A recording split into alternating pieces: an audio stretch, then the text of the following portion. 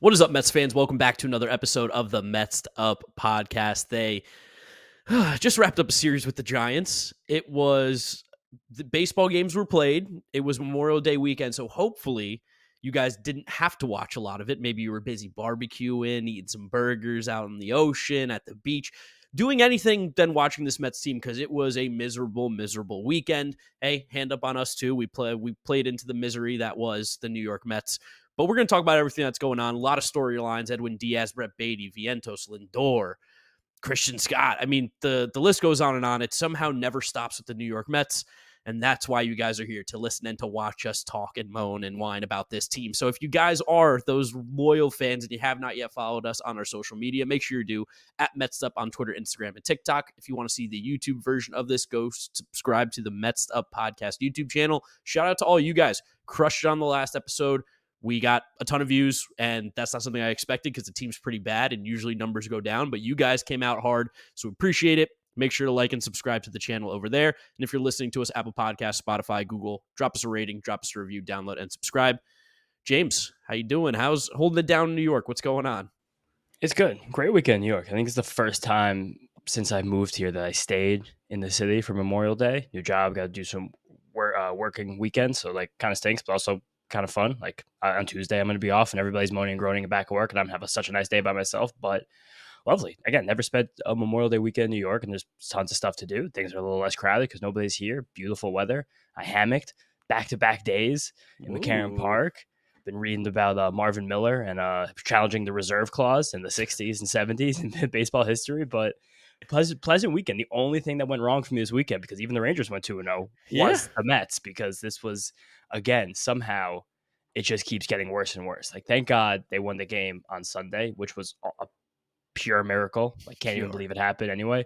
Tim Healy had a tweet after the game. The Mets are 11-16 at Citi Field this season. 5 of the 11 wins were walk-offs. What jerseys were the Mets wearing today? Blue. Okay, so they've won now in an alternate jersey, which is First big. time. First time of the year that they've won in a jersey that's not or the home or away. I know marketing is going to love that one. That's great for them. But yeah, let's talk about. I mean, let's get the good out of the way first. Omar Narvaez's first hit at Citi Field is a walk-off winner, which This year. yeah, this year. Well, welcome Omar Narvaez as a member of the New York Mets in 2024 at home. Thank you so much for showing up. And Harrison Bader again. I mean, listen, he's not going to do anything particularly sexy, but he's got some big hits for this team, and I'll give him some credit. He's stepping up and playing with some dog when a lot of players on this team seem to be kind of hiding a little bit. It's a weird thing happening with the team, because we got Baty and Vientos talk about as well, that the guys who seem to be competing for their jobs seem to be finding ways to play the best. And even Bader, like, he's hitting 280 with 6 stolen bases. Like, Yeah. that's it. And playing great defense. That's a really good season from a guy who's only paying $10 million.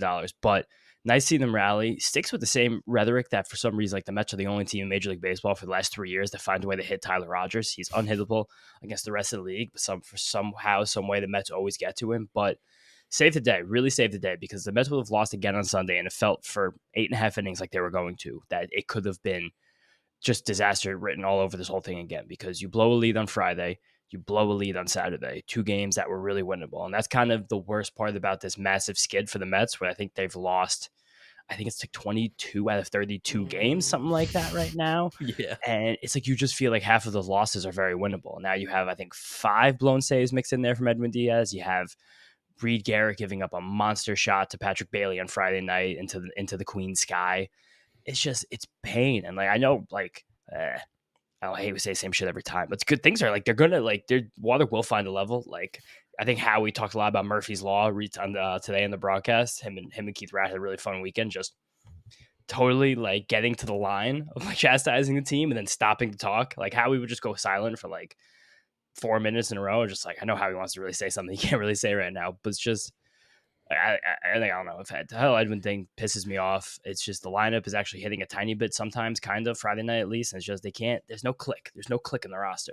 Yeah, I know you're talking about like water will level. I'm unfortunately of the mindset of I don't think it will. I just don't think this team has it. But the one thing I think will eventually level off is Edwin Díaz. That being said, right now, that is not the case because mentally, he's all fucked up. Physically, not 100%. And whatever else you got to add in there, there's a huge problem here. And the Mets did a really weird thing where after he blew that game against the Marlins, the Marlins, right? They were like, we're not going to use Edwin as our closer for right now. We're going to use him in different situations to make sure he gets comfortable, get him right. They used him one time. He struggled in that inning. It really wasn't that great of an appearance. Statistically speaking, if you looked at the box score, you would think it was great. But if you watched it, you'd be like, oh, Edwin really still wasn't his sharpest. And then they said, you know what? Tomorrow, you're back to the closer role again. And it blew up in their face. And I can't understand how or why they came to that decision when they were so publicly against it for a while. I think it's even worse than that. They were so protective of Edwin Díaz for the first month-ish of the season. I think he only had 2 or 3 back-to-back appearances until this point in the season in total. I understand that he had a full week off. No, 6 days off because it was Sunday. A full week off because it was Saturday to Friday. So 6 days off in between that Marlins fiasco and then pitching on Friday night. And even after when he pitched on Friday night in the 7th inning, like the Mets were still non-committal about him being in the closer role. But I think the thing that changed and forced their hand was the fact that Reed Garrett gave up a monster shot grand slam to Patrick Bailey, which lost the game on Friday night. So I guess for the Mets team, for the management, for Carlos Mendoza, the second now you don't think you have the other guy who you wanted to close ready, or you don't trust him as much anymore. Now suddenly you go back to Edwin. I'm sure there were conversations with Edwin, like, hey, if we need you in a one-run game today, can you do it? And I'm sure he said yes. But I think it's just horrible the way they've handled this, because again, if you look at the box score, like you said, Friday night was a fine appearance for Edwin Díaz. I think he gave up a hit, and it was a clean inning. Besides that, no strikeouts, no walks. But Jorge Soler put the ball to the wall. He had tons of fastballs and sliders that weren't even close to the strike zone. He did get to 99 miles an hour, which I think might have been something they saw and been like, okay, cool. But the IVB still wasn't back to the spot that was before his injury. But maybe I don't know. Maybe it doesn't even get back to where it was before his injury. And you're a different pitcher when you're pitching 97 versus 99. That is a huge difference. But it's just, I don't know. I hate it the way the Mets did that. I think right now they're doing Edwin Díaz a tremendous disservice. And again, he's a competitor. He's used to being one of the best pitchers in the league. So I'm sure that he's like, give me the ball. I want the ball. Like, I am the closer. If I have to get back to myself, I'm going to get back to myself. But the whole point of coaches, of front office people, is to put your players in the best position possible for them to succeed. That is your job right now as the coach, the manager, the executive. And the Mets did not do that with Edwin Díaz this weekend. To use him in a back-to-back, to use him when he still didn't look like 100% like himself, and to use him in a one-run game like that. It's just all those things together. It was probably the worst possible scenario they could have thrown him back into, and they did it anyway, and it totally came back to bite them. Yeah, this one, I don't know who the finger goes to. I guess it's pointed at Mendoza mostly because he makes the decisions. It's a little bit on Stearns too, just as a whole, for the organization to botch it the way that they have. Sucks. And I think there's going to be a bunch of fans out there too that are probably like, well, Edwin Díaz needs to be better. He's our closer. Enough of this bullshit. Like, if he can't do it now, like, what are we waiting for? But in the same time, again, like we've mentioned on this podcast many times, what are the pitchers that have ever had this injury? How have they come back? Like, there's just not a lot of data on what goes on. And for a guy like Edwin, who I don't want to say relies on being electric, but he was able to get away with his mistakes in the past. Like, he could throw a fastball down the middle because it was 100 miles an hour, or he could maybe miss a little bit with the slider because it tunneled so well off that fastball. But because he doesn't have that stuff working right now, he's just very hittable. He's vulnerable. And the Mets left him out to dry. And again, like, in what has been such a toxic, us included, toxic a little bit at times, like media world, frenzy, Twitter, whatever's going on, they just let him out there to fail again, because if he gets the save, you're like, great. But if he botched it like that, this now continues of 4 or 5 blown saves in a row for Edwin Díaz, where this is now becoming a problem. There are Mets fans that are pissed. There's Mets fans that are going to boo this guy. It's like, we did such a good job to flip the narrative on him when he became that lockdown closer. And it feels like we're trying to piss it away for a team that's 10 games under 500. Also, fuck the narrative. Like, that doesn't matter. Like, this is a guy who's a central part of this team. Exactly. Again, if he's the guy that he could be and used to be and hopefully will be again, like, this entire 2-week stretch is totally different. Yes. If he just saves that Monday night game against the Phillies, I don't even think this slide really happens, but that affects everything on the team and the roster and trickles down. And the team's done a reasonably good job of picking him up. Like, everyone's been positive with him, but just after that Marlins game again, going back to that Gallups report, that, like, whatever, he's crying. He's crying in his locker. Okay. The Mets saying he's not the closer. We're going to give him some time off. Still not the closer. To keep going publicly, Mendoza saying he's not the closer. We're going to evaluate day by day. And just because your other reliever gets bombed and now you go right back into it as the trumpets blare. Also, so awkward they played the trumpets in the 7th inning on Friday. That's bad luck. That was bizarre. The strobe lights blaring and it's the 7th inning. They did the strobe lights too? Of course, how could they not? They had the lights. They literally bought those lights for that reason. But it just seems like there's no cohesiveness in what they're doing with decision making, and it's just to say publicly is not the closer. Like, are you trying to misdirect the Giants? Like, I don't know what the plan is. And It's then the the old team was, Bill Belichick, Tom Brady's probable every single week. You got to get ready for whoever's going to be the Matt Castle. You never know.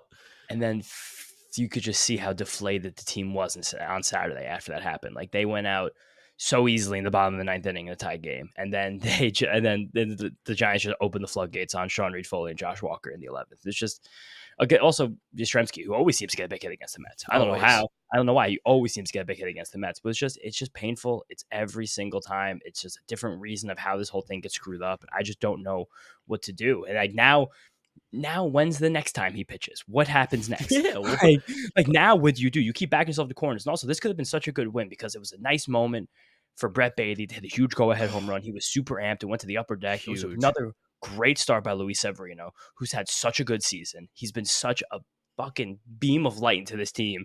And if the Mets end up doing well, like Luis Severino's going to be a guy that takes him in the second half.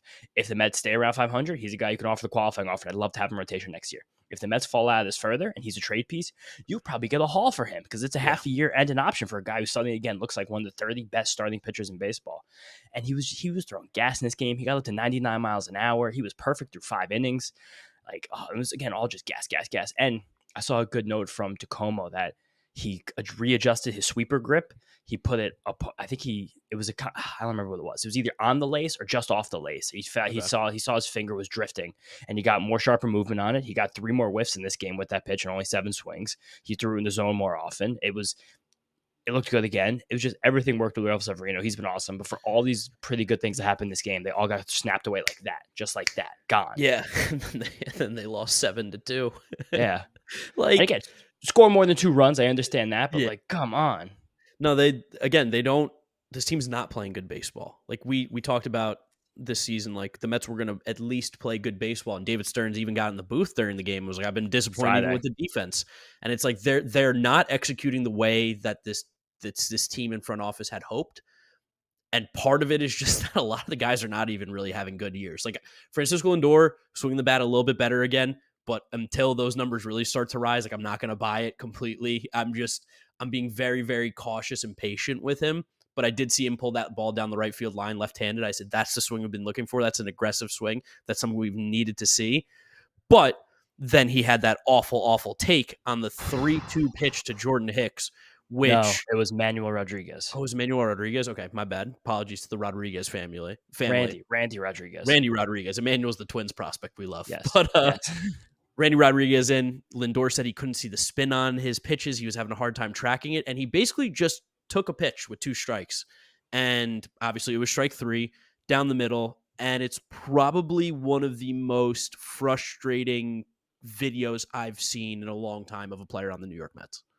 Yeah, it was also worse because it was a man scoring position. It was an insurance run that, I think at the time they were actually still tied. But it was a run that if you score another run, you likely win this game.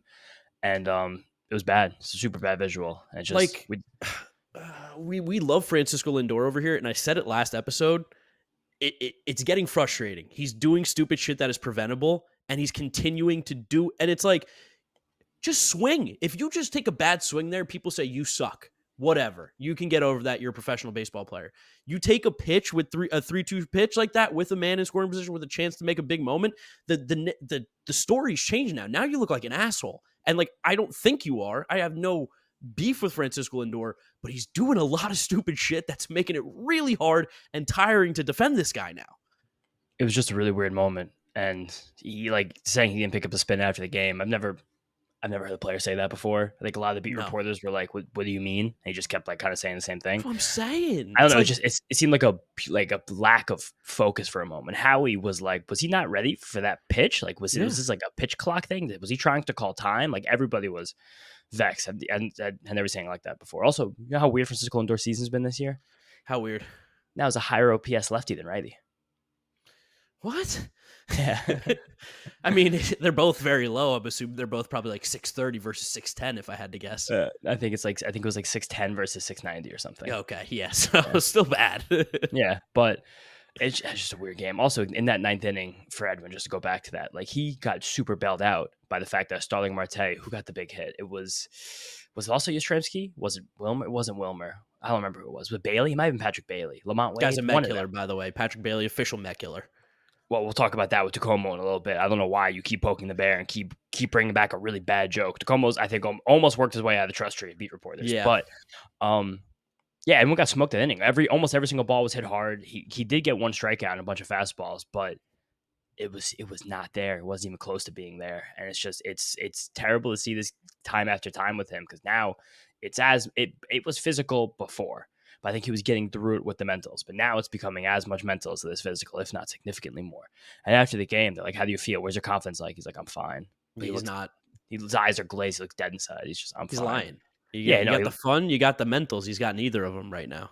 It looks like a college freshman after their ninth shot of Fireball, like at 10:26 p.m. I'm Mr. fine. Krabs mean. I'm fine. He's woozy. Not fine. God, it's so frustrating. The team gets so close to doing something okay, and it's comical how they lose these games. It's so now, I guess unbelievable. we'll even go through Friday night now, just trying to be somewhat on topic, but also just like, this is horrible. It's like, I guess talk about Christian Scott for a little bit first, because he had a game that like wasn't anywhere close to his best game as a Met, but also I think something that was really encouraging, where he very clearly had nothing, and he still went up and down this Giants lineup and didn't really let them do any damage at all to him. It was weird. Like, he had one swing and miss and no strikeouts entering the fifth inning of this game, and he still only allowed 2 runs, which is even amazing. But he had no command of the sweeper at all.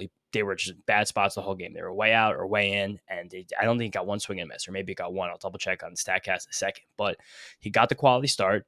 He got the last 12 Giants out that he faced, and he struck out 4 of the last 6 batters that he faced. He still gave up the home run. That's just going to be something that happens with Christian Scott. He's going to give up home runs, but it's just really cool to see him as a rookie like gut this thing out when he didn't really have shit.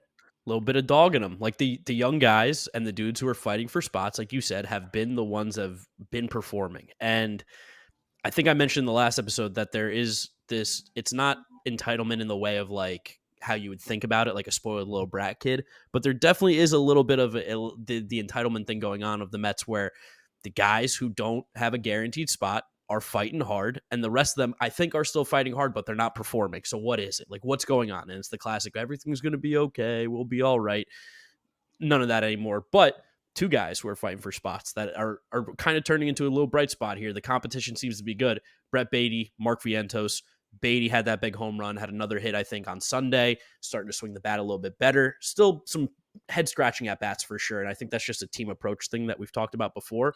But it seems like having Mark Vientos there, Vientos getting playing time, looking as good as Mark Vientos has, it's kind of lit a fire under these 2 asses. And that's one good thing to take out of this team right now. Yeah, he, at the time of Friday night, it felt like that Vientos had basically taken the job before Baty got 2 straight starts, Saturday and Sunday. And again, played well in those games. He made a great spinning play on Sunday, hit the big home run Saturday. I don't even think Baty's problem, though, was like a Mets team approach thing. I think he is just someone who seems like he really struggles with pitch recognition. Similar to Vientos. I didn't look at pure velocity splits, but if you look on Baseball Savant, they have run values for every player and every pitch. And it's a good sense to get like a snapshot of batters, because if you could see like if there's a certain pitch they struggle with, and Baty is bad against fastballs, horrible against fastballs. So I think early in the season, he was just kind of cheating for those pitches. And now he just looks like kind of lost when he gets up there sometimes, which is how he looked last year, which is a shame. But as of Friday night after this game, Vientos has started 6 out of 9 games. His OPS was almost 1,200. He had 3 home runs, I think, or 4 home runs, whatever it was. And the home runs, he went back-to-back with JD, and they were feeling good, and they both crushed the ball. Pete hit a huge one, too, and it was like, nice. JD hit one second deck. I was like, oh, yeah, they're going to win. They were all over Kyle Harrison. It was a great game. Everybody hits up and down the lineup. I got to interrupt you, too. That was another 3 home run game that the Mets lost. Yeah, no, I know. Yeah, it was 3 in a row. And that's 3 in a row, which surely has to be the first time in Major League history. I think someone might have said it was, like Mike Mayer or DiComo or one of those guys said it was the first time in Major League history. But it's just so painful. It's so painful. I don't know how or why this team keeps doing it. And it just sucks that like Edwin did come in. And I also misspoke before. He did the 2 strikeouts. I'm looking at the box score now on Friday. But then just Reed Garrett just gives up little dinks, little dunks. He walks a guy. And then Patrick Bailey hits a piss missile who's just Patrick Bailey's an awesome player. Like, I don't think he Yes. gets the credit he deserves as being mostly because Anthony DiComo as a top 5 draft pick and a guy who right now has an 850 OPS as a catcher. I don't think he was top 5. I think he was like a top 20 guy, but he was a Maybe like first round pick. 11th overall or something like that. 11th might sound right. I can get behind 11th. Yeah, something like that. But just a horrible lose a game like that. And then it gets so much worse because Jorge Lopez allows an insurance run in the 8th inning or ninth. Yeah, wait, who someone got to run. I'd just this whole week is such a blur. He allows the insurance run when he pitches the top of the ninth. And then we actually do rally in the bottom of the ninth. Lindor is a big RBI hit. He hit the ball so hard off the wall he couldn't even get a double. He got a single. And then they end up loading the bases for JD Martinez with 1 out. And he fucking strikes out against Camilo Doval after Pete hit a surefire double play ball that Marco Luciano booed. And it was like, nice, baseball gods are giving us a chance here. And for JD, professional hitter like that, a veteran to strike out with 1 out and the bases loaded and leave that run out there. And then Vientos hits the dribbler. And Matt Chapman makes one of the best infield plays I've seen in like a calendar year. And again, you have to give Matt Chapman credit. He's an awesome baseball player. Like, people kind of ragged on him for the last few years, but he's still fantastic. And he's now hitting well again too, just making it all look worth it. But God, it was so annoying watching that game. I was like, Mark Vientos couldn't be like even just a little bit faster. He was moving so slow. It's not his game. It's not it. It's just not what he does. No, I mean, like, it's just like you said, this team finds new ways to lose every single night. And it's just getting so exhausting. It's so exhausting to watch this team play. And I don't blame anybody who doesn't, but I do appreciate everybody who still comes and listens and watches us because appreciate you. And then what else do we have to talk about these games before we start making fun of media people? Sean Manaea. Yeah, Manaea looked good on Sunday. Manaea, he's crazy. He has a 3.16 ERA this year. It is. DiComo floated that he looks like a potential All-Star bid, which is going to be so sad to watch Sean Manaea get the Mets only All-Star bid. Is he going to get the Taiwan Walker bid? That's what I'm saying. He's going to get the sad bid. Like, he's going to be like the Royals from 2005 and the Mets from 2020, 2024. Luke Shaver. The sad bids, but Mike Sweeney got those bids forever for like 4 good years he had in the late 90s and early 2000s. But it's just he got 10 swings and misses with his 2-seamer. And like I've talked about Manaea's 2-seamer a little bit. I think it could have been Savant mismarking 2-seamers and 4-seamers, or I haven't heard him talk if he like made a switch. But about 7 starts ago, he started only registering his 2-seamers on Savant. And the 10 swings and misses are the most swings and misses he's had in that pitch in any game this year. And that 2-seamer, based on Baseball Savant's run value, is one of the most effective pitches in all baseball. It's top 10 pitch in the whole sport for a starter. So whatever he's doing is really working. The sweeper looks like he had a little more bite on it too recently. And Manaea is one of the guys in his team that keeps the vibes very high. Really good start. Really, really, really good start from him. He's just been a nice, steadying force in the rotation. Like a lot of these other guys have, but it doesn't matter when all this other shit goes bad. Yeah, imagine if you said Sean Manaea had a 3.1 ERA and Luis Severino has like a 2 ERA. You'd be like, oh, the Mets are winning the National League East. No, the Mets are 10 games under 500. Oh, God. But I don't know. Sunday, other fun things from Sunday. I think McNeil had a nice double. He just keeps like kind of hanging out in this meandering area trying to get it. We had Knob Watch from Jordan that Jeff is still using the same bat. I got his comment coming here in a second. It's deep in my Twitter. This is bad podcasting today. This is like, it's 9 o'clock. Day. I'm still hungover from Saturday. It was a long day. It's just pain right now. Jeff, one of the rights where he started with left his way. Oh, good at bat from Jordan. Okay. So he's now using a much longer bat, but that's knobless. It's like kind of just, it looks like a plank of wood that Jeff that's swinging. Kind of what he told us when we interviewed him. Remember, like, want to talk about the bat? Like, you use such a weird bat. He's like, yeah, I like a longer bat and like get rid of the knob and stuff like that. Yeah, the one on the right is what he started with this year, and it was just more like a standard bat, and it had like a diagonal knob on it. It's almost like, I'll put this in the video of YouTube. It's stark to see these two bats next to each other. It's kind of ridiculous, but it's okay by him. And again, just like a game where the Mets is like really couldn't hit. I know it's Logan Webb. He's like one of the best pitchers in baseball. Yeah, but he hit the ball hard a lot and just kept finding gloves. It's a frustrating game for that. DJ Stewart had a couple good at bats. Also, I forgot on Saturday I mentioned how bad CB Buckner was behind the plate. Well, he was abysmal. A lot of bad umpiring this weekend. There was such a bad moment too. Yeah, bad this weekend. Him and Mendoza were really jawing at each other from the dugout. When they had a mound visit where they left Severino in to get the last out of, I think it was the 7th inning. 7th, yeah. And CB Buckner was coming out to break up the mound visit, and when Carlos Mendoza saw him coming out, he turned and went back to the dugout so fast to not interact with Buckner. It was a funny moment. But again, this is another series where you could have won 2 out of 3. You even had probably an outside chance to sweep this team. Yeah. Also, just mentioned Sunday, Brett Baty had a walk and he hit a ball 112 miles an hour on the ground. But it's like there's just like I think having these two guys on the team together is kind of going to do something to both of them. They're also friends, which is cool. That is And cool. then Alvarez tried to do the Jalen Brunson celebration. Oh He my just put God. like two hands on his face, which was really funny. But Protect Lisan Al-Gaib at all costs. yeah, I can't wait to get back in the field. And yeah, just thank God they won a game. Thank God it wasn't a sweep. Thank God this is not a 6-game losing streak. They always find ways to win on Sunday. They keep finding ways to walk it off at home, but this team keeps sinking lower and lower.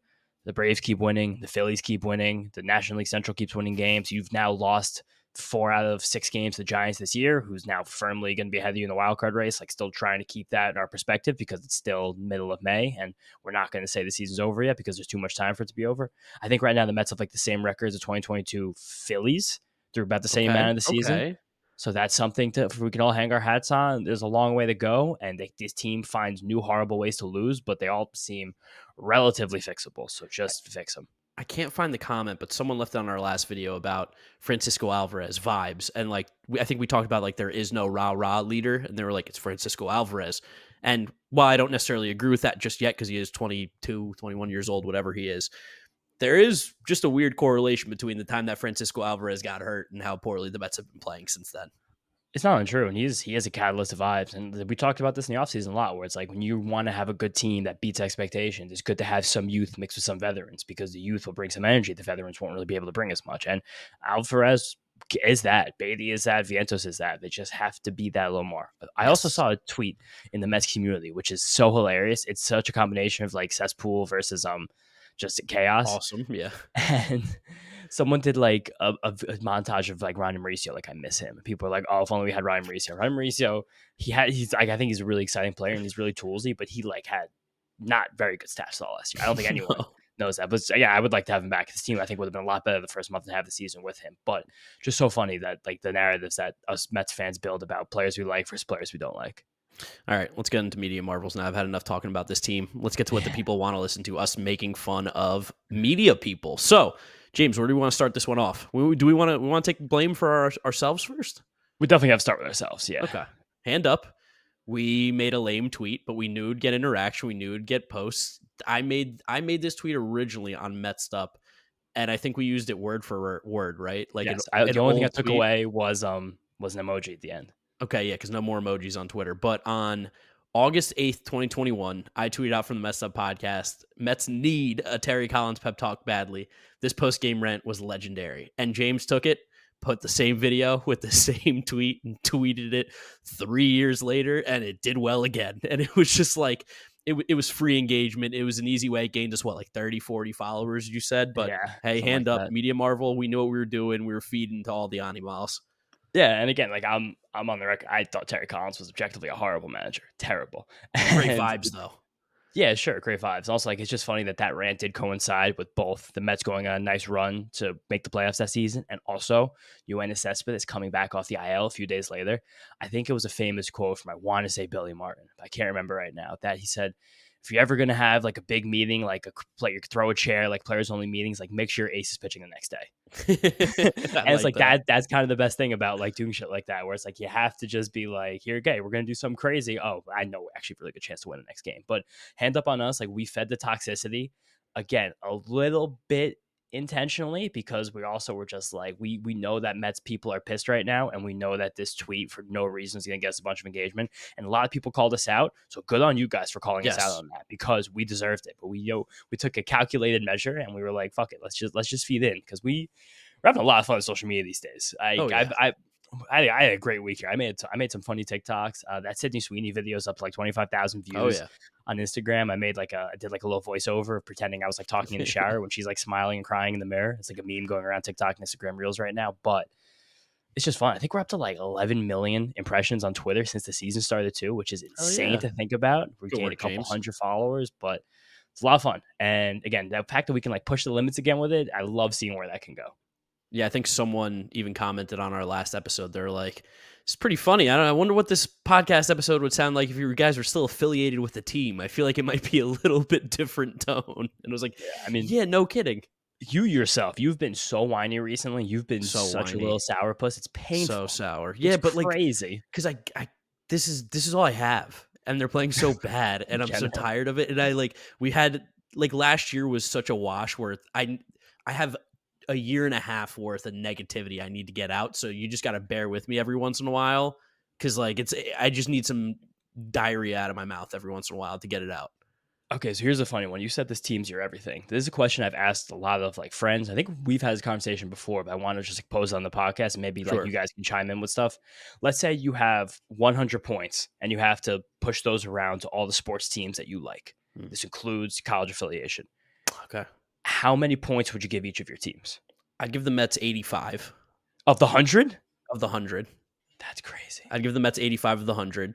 That one, that's like, if and when the Mets ever win a World Series, it's like I might pass out. I might not. I might wake up like a week later, like what just happened. Like I'm gonna have an out of body experience. I'm gonna be watching myself.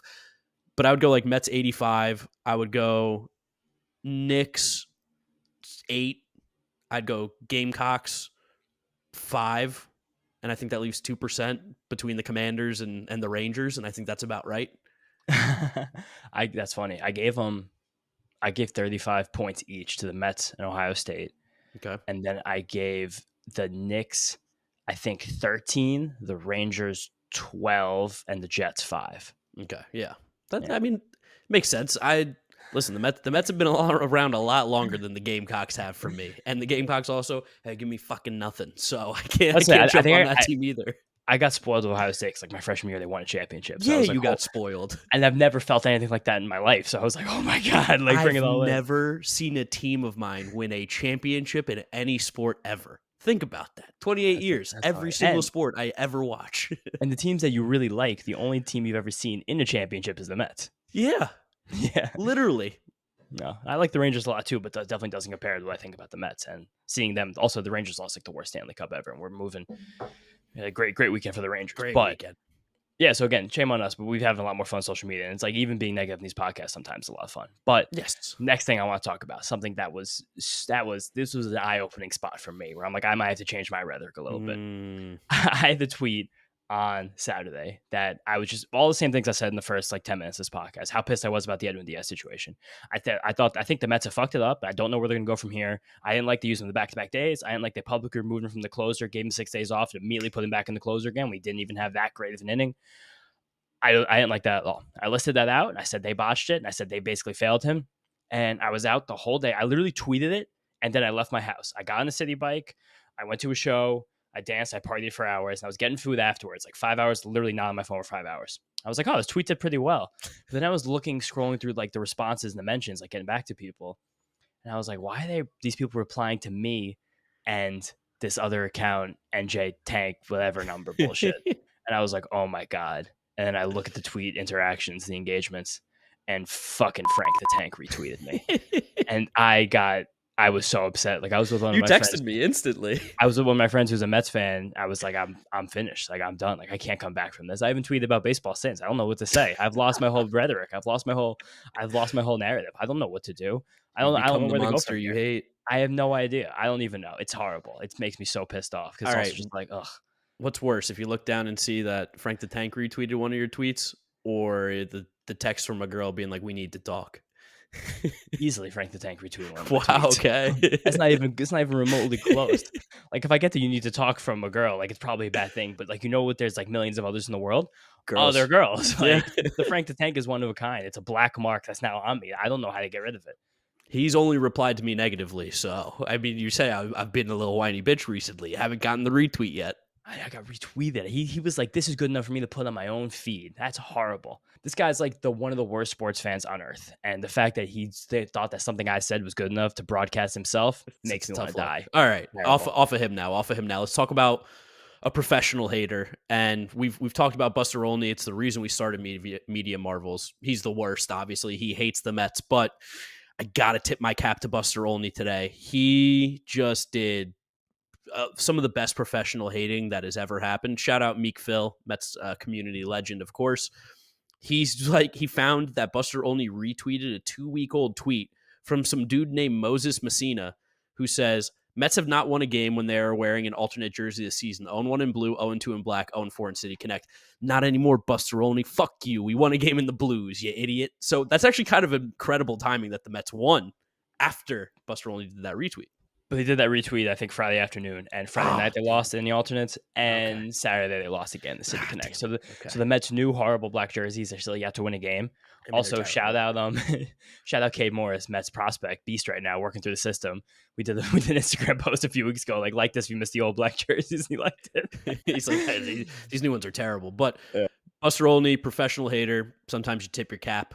I tip my cap on that one there to just hate the Mets like that. No, it's honestly good. And now it's such a thing that he's gonna keep leaning into and keep doing it. So again, respect. I hate him. I think he's a loser. He wears Harry Potter glasses and he looks like a dwarf. But again, good work by him. And now another media marvel. A lot of media marvels this week. A So many lot of people in the media Mets marvels. community really did some crazy shit this week. So there was a really funny meme that went around on Friday by at Joseph Payne 12. And it was in the Mets community. And it was like a little funny meme format that goes around sometimes where it's like these little smiley faces with thumbs up and pointing at you, trying to be positive. Don't let anybody ruin your day. It's your day. Ruin it yourself by watching Mets baseball. And this went up on May 24th at 1 o'clock p.m. Exactly. Love when the time is That's perfect like good. that. It makes my OCD feel nice. And then that evening at 9:28 p.m., as Reed Garrett blew the save, Metsmerized, a Mets blog. I think it's run by Joe D. Maybe not him anymore. I know Michael Mayer is the guy there still, but they took the same meme. They changed around some of the stuff a little bit. They changed the font and they put a different graphic on there, like it's just a Mets logo in the corner, but kept the exact same format. They posted the exact same meme and they gave no attribution, nothing at all. And I'm sure there's probably just someone who works in their social media department. Their social media Yes, department has been good this year, but I think better than it's been for a while. And I'll always appreciate Mesmerized. Like they gave me a of good course. opportunity years ago to write Mets baseball. Like I remember I just wrote, I think it was like a tweet or I wrote a prospect article at the time for a fancy blog. And like Mike Mayer slid my DMs immediately. And he was like, "You want to write for our site?" And I was like, "Yeah." I wrote some good stuff for them. But it's just ironic because like our old friend Jenny Metz, like they were the ones who were always beating down the Yep. door that he was stealing content, he was doing bullshit, and then in one day they literally took a meme word for word by just some random dude on Twitter in the Mets community and posted it as their own, and like got 75,000 impressions and 1,400 likes for it. But it's just like, come on, guys, Yeah, like this was your thing, stealing content. Like it's an that was, interesting twist. yeah, it was. I thought that was just so bizarre. And then another one that's funny, not funny, shitty. Anthony DiComo. We Yeah, gave Anthony DiComo shit a few years ago when Patrick Bailey had a big hit off the Mets. And he said somebody named Patrick Bailey, it was last year, just did this. Again, Patrick Bailey was an incredible first round college pick. baseball player. He was an early first round pick. He came up as a highly regarded prospect. He's incredible on defense and he has great tools. Now he's turned into a very good baseball player. And he doubled down on Friday night, the same bad joke that he looked like an asshole for. And he was like, "Oh, this will be so great. Let me do this one again." It's like, what? It looks bad on you, Anthony DiComo, that you don't know who Patrick Bailey is. You're a nationally syndicated baseball reporter. You write literally for MLB.com. Like, that's insane to not know who a high level prospect is who was in the draft like 4 years ago for a team in your own league. And also, like, let's just pretend you didn't even know the draft, right? Some guy named Patrick Bailey. As a reporter, you should probably just be doing the research even before the series starts. Of like, hey, let me look into these guys. Let's see if there's anything interesting. I'm a reporter. I might have an interesting story to report on. And to not realize who Patrick Bailey is, insane. So yeah, he doubled down on it again with somebody named Patrick Bailey. Just hit a So go-ahead annoying. grand slam. Someone replied saying nice throwback, and he said, "I'm sure I'll get skewered from people who won't get it." No, I think the people who do get it will also be like, "This is a stupid fucking joke. This is lame, dude." Yeah, it has nothing to do with people not getting it. Like, we get that you did this last year. Oh my God, everyone's glued into the Anthony DiComo tweets, like what a legend he is. But Maybe it's just, it's, Moonface told him to do it. yeah, it's probably who it was, Mr. Content over there. That's not why. But that's the end of the media marvels in the Mets world. And there were two other funny things just to mention, things that are loosely Yeah, related to the Mets. One, Tommy Pham, love legend, Tommy Pham. old friend. I would do anything to have him on this team. Oh, God, he'd kill. So he Craig Kimbrell nailed down the save on Saturday or Friday, Apple TV game. Colton Cowser, amazing play in center field to rob the home run. Colton What a Cowser's had a player. really good year. Yeah, coming together as all these young Orioles seem to be at the same time. And someone quote tweeted the video, said, "Look, that look on Tommy Pham's face is priceless." Tommy Pham, as he loves to do, replies to this random person on Twitter, "I care more about the fact that how I'm squaring up balls consistently, and they're only 100, 105 miles an hour off the bat, when last year there was a 5 to 7 mile an hour difference on the average." And I was like, hell yeah, Tommy Pham. The balls might be different this year. And I love the fact that he's like so keyed in with all of these things. And he's like, I'm hitting well. I should be hitting fucking better. Yeah, no, Tommy Pham's the man. He tells it like it is. He holds no punches. Definitely didn't hold back there. Ooh, I had one more thing I wanted to talk about too that we didn't mention. The Mets playing "Don't Stop Believing" in the clubhouse before the game. Mike Horrible. Puma, legend Mike Puma. That dude is the The king of best. ice cream. He tweeted out, For context, Mike Puma just pounds ice cream in the media cafeteria. Like 10:30 at night, 10:30 in the morning. If you see Mike Puma, he's got a cup full of Mr. Softy and he's got the swirl. He's rocking it. I will say one of the best perks about all the Mets stuff we did the last few years was free ice cream in the media cafe. Yeah, I have a dairy aversion, and I was eating that ice cream like 3 or 4 times a week. When my sister would come to games or like my cousins or friends or anything, I'd be like, "You guys want ice cream?" I'd be like, "All right, I got you." And I would go in there, like fill up an ice cream and bring it out to them. Free ice cream, you can't stop free ice cream. But shout out Kim. Shout out Kim. Kim's one of the greatest people I've ever known in my life. But I can't believe the Mets did that. Like that's so corny. So corny. It's like the worst song ever. Whose idea was it? If you had to pick someone in the locker room, who do you think's playing "Don't Stop Believin'"? I have my pick. Either Pete or Nimmo. Pete was my pick. I thought for sure that Pete would be like, Pete. And again, I love Pete, but he's gonna be like, bros, boys, dude, get ready. I got the perfect song to throw on the aux. It's gonna change things. We're gonna change this around. And then like it's like ding ding ding, just a small town girl. And Pete's like, live it, and he goes into it. Pete's singing and like he's jamming the air guitar. It's the worst vibes ever. Well, I bet they still had good vibes from them. I still brought them together, and they did win the game. Like if we're gonna throw up the Terry Collins speech, like they should play "Don't Stop Believin'" tomorrow again. That's true. It's true. Might as well. And then the last thing I want to talk about here. This isn't really media. That should be Edwin's new song. Oh God, I don't know if they're gonna do I don't know what they're gonna do about these trumpets. But really funny post in New York Mets Reddit group subreddit. So from Redditor, from Twitter account Rachel Millen, and the Redditor is Arrow something. It's cut off in the tweet, but this person apparently has been tweeting about the Mets not having iced coffee in the stadium, and she had update on iced coffee at Citi Field. This is a long one, so guys, bear with me. It's very funny. So as some of you probably know, I made a post about a week ago to bring attention to the fact that there's no iced coffee available at Citi Field. This has been a problem that has bothered me for a couple of years, and I was happy to see that some of you caffeine addicts feel the same way. But something that made me even angrier was brought to my attention. Vinny the Kid pointed out that's a Reddit name. Vinny the Kid, I love Reddit, pointed out that there is actually iced coffee in the Delta Sky Club. Now, I'm a man of simple means and have never been able to afford seats in that area, but I had to see if this claim was true. Last weekend, I got tickets in Section 13, and lo and behold, there is iced coffee in Delta Sky Club. Some of you might be thinking, okay, bang, problem solved. There's iced coffee at Citi Field. Well, you are wrong, my friends. How can we sit back while the Mets cater to only the elite? Does the field level not deserve iced coffee? Do my fellow Promenade fans not deserve to feel that sweet, cooling caffeine boost as well? I am personally even more upset now than when I thought the stadium had no iced coffee at all. Now I know it's in the building. I know that they've been keeping it from us. They have the infrastructure to make it, but refuse to make it available to the masses. This is a disgrace, and I will not rest until there is iced coffee for everyone. I promise you, coffee lovers, that there will come a day when you can sit in section 505 as the sun beats down on you on a hot summer's day, and you'll be able to feel the cool, relaxing sensation of a nice coffee in your hands and a smile on your face. This, I promise. I swear. Is this Larry David? This feels like when he took a stand against Mocha Joe. This is incredible. It's also like, it is kind of, I think, like endemic. I think the Mets kind of do start to cater the elites a little bit more, like course, luxury suites, Cadillac Club, all this fancy shit, $40 burger with lobster. We've been saying that all year, but we're doing a lot of bitching. We got to stop. But Such a funny tweet. And the Mets subreddit is so good. There's so much good content there on a daily basis. Recommend everybody gets in there. Shout out to Reddit. Never really used Reddit. One of the weird things I just never got into. Too much reading, I think. Yeah, you're not a reader. You can't. It's a forum. I'm not a message board guy. It's Twitter. It's Twitter adjacent, just a little wackier. It looks worse. It looks bad. It's not a clean look. Yeah, fuck a look. It's got funny stuff on there. But here we go. Mets had that new series starting on Monday against the Los Angeles Dodgers. This is the middle of a 10-game homestand versus most of the teams in the NL West. Let me hear the ace-offs. It's we got some matchups here. There's one ace off, I'll tell you, in this series. So Monday, not an ace off, but Tyler McGill versus Gavin Stone. Good test for McGill to see if he can keep using that splitter, see if we can keep coming out of it. Monday, 4:00, Memorial Day viewing. Tuesday, this is the ace off. TBS game, national game. Jose Quintana versus Tyler Glasnow. Ace off. That's an ace off. And then Wednesday, the return of David Peterson versus James Paxton. Statistically, I'm just going to say it because statistically, James Paxton is one of the worst pitchers in baseball so far this season. The jinx is over. If we're the problem, man, we've got too much power. I wish we knew this years ago. I would have never said anything. But yeah, James Paxton, I think, is walking more than he's striking out. Correct? It's exactly even. Okay, so he's got his ERA still like 3.5 somehow. The Dodgers effect. The Dodgers are different. And I think his Sierra is like 6, and he has like 5 or 6 wins. So it's bizarre. This bizarre situation for James Paxton. But I digress. I don't know what's going to happen in this series. I think this could be a situation where I'm going to try to be positive. It's going to be a Dr. Jekyll, Mr. Hyde, because you're being Okay, such a little pussy bitch recently fine. that, Yep, yep.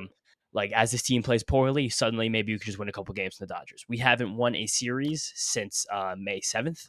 It's been almost 20 days as of Monday when you guys listen to this since the Mets won a series. Really painful there. That was the day we recorded the grades for the Mets in the quarter of the season. They've all created since then. So shout out the content guys over here. But it's interesting. It's gonna be an interesting game. We saw Gavin Stone last time. We saw Tyler Glasnow last time. And we're getting Paxton instead of Yamamoto. We played this Dodgers team a month ago. Not a ton has changed besides the fact they've sent down James Outman, who's having a real struggle, to bring up Miguel Vargas, who has not played great sparingly since he came back up. Jason Hayward's back in his team. Once upon a time, he was a Met rival in the NL East like 12 years ago, and somehow he's still puttering around, still just like playing okay baseball for his Giants team. Glasnow's sensational. He looks Dude. so fucking good. And I mean, it's Shohei Ohtani. I know we were saying like Yeah. don't buy Mets tickets because they stink, but like if there's ever one, go watch Shohei Ohtani and Mookie Betts play. Like you're watching two of the best players to ever do it. Go out there on the field, play every single day. If you're looking at this lineup, Will Smith, OPS plus 138, Freddie Freeman, 138, Mookie Betts, 178, Teoscar Hernandez, 128, Shohei Ohtani, 190. Shohei Ohtani might become the first ever only DH to win the MVP unanimously, or even just win the MVP. He's playing out of control right now. If he keeps this up, he's on pace for I think he might be on pace for like a 40 or a 30-30 season. He's pretty unbelievable. He's worth the watch. Yeah, and I think also the Dodgers are probably not playing up to most people's expectations so far this season, I want to say. Like, do But do they're you also agree with that? yes, but like 33 and 21. I don't know. Like what else could you 22. really? They lost today. Oh, okay, they lost today. So 33 and 22. I don't know. You extrapolate that over a full year, you're like 30 games over 500. No, sure, but they're coming. They're going to. I mean, I didn't want to say this is the one thing I did want to avoid. But they're coming into the field after being swept by the Reds and losing their last series before too. So Dodgers, they Okay. are in a 5-game losing streak, and I think they've probably struggled a tiny bit more with pitching depth than they thought they would this year. We're missing Walker Yes. Buehler again. He's been pretty uneven since coming back from his second time of John surgery, which stinks. And I really think the Dodgers kind of miscalculated the shortstop position because they're just playing 31-year-old Mookie Betts out there, like probably the quintessential most important player on their team. Because again, Otani's incredible, but he's a DH at the end of the day, and Mookie's amazing both sides of the ball. But he's not amazing at shortstop because you wouldn't believe it. He's not a shortstop, Crazy. and he has like some of the worst shortstop defensive metrics in all of baseball. So I think that was again a massive miscalculation by this Dodgers team to head into the season literally without a shortstop on the 40-man roster. Strange move. And Arguably the most important position in baseball. yes, and the bottom of their order is not giving them very much at all. No. Gavin Lux has been another massive disappointment. Really, I'm sure he's going to get a big hit this series because I said that. Andy Pages, who just came up when the Mets played them last time a month ago, he's kind of gone downhill despite still looking really good under the surface. Even Freddie Freeman, now at like 34, 35 years old, finally looks a little bit more low for the first time his entire career. The big thing that they did that's really changed their season, apart from Yamamoto like still being quite good, is the Teoscar Hernandez signing, which is one that I would have loved the Mets made a shot to go after, but I'm not sure they would have been able to develop him the same way the Dodgers did because he is chasing significantly less than he ever has in his career. He's walking more than he ever has in his career. He's been one of the best run producers in all of baseball through the early going of the season. So shout out to Dodgers for adding when people didn't think they needed to be adding, and he's been kind of a linchpin. It's helped them win a lot of games. Yeah, be an interesting series. Mets took the series to them in LA. Maybe they'll surprise us and take one out in Citi Field.